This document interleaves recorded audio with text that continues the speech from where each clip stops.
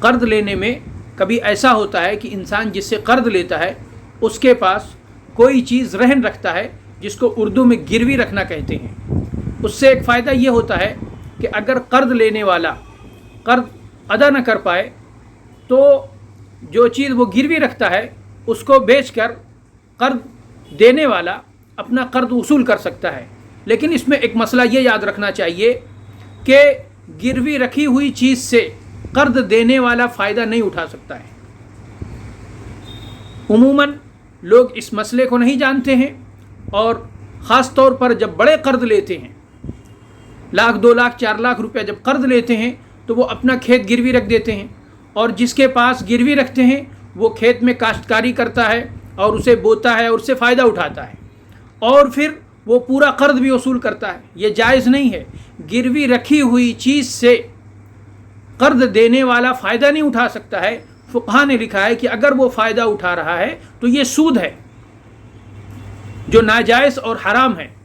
حتیٰ کہ اگر قرض لینے والا اجازت بھی دے دے کہ میں جو چیز گروی رکھ رہا ہوں آپ اس سے فائدہ اٹھا سکتے ہیں، تب بھی وہ فائدہ نہیں اٹھا سکتا، کیونکہ یہ قرض کے بدلے میں گویا کہ نفع حاصل کرنا ہے اور یہ جائز نہیں ہے. ہاں اس میں ایک اور معاملہ ہو سکتا ہے، وہ یہ ہے کہ مثال کے طور پر کسی نے کسی سے لمبی رقم قرض لی اور اس کے بدلے میں اس نے اپنا کوئی گھر گروی رکھ دیا اور وہ اس گھر میں رہ رہا ہے، اس گھر سے فائدہ اٹھا رہا ہے. تو اس میں اب 2 معاملات ہو سکتے ہیں. ایک یہ ہے کہ اس نے قرض لیا ہے، یہ قرض ادا کرے گا جب اس کے پاس انتظام ہوگا یا جو مدت طے ہوئی ہے. حالانکہ قرض میں شرعی اعتبار سے کوئی مدت نہیں ہوتی ہے، لیکن جب اس کے پاس ہوگا تو یہ قرض دے گا. اس کے پاس جو مکان اس نے گروی رکھا ہے اور مکان میں وہ جو رہ رہا ہے تو یہ ایک طرح کا اجارہ ہوا.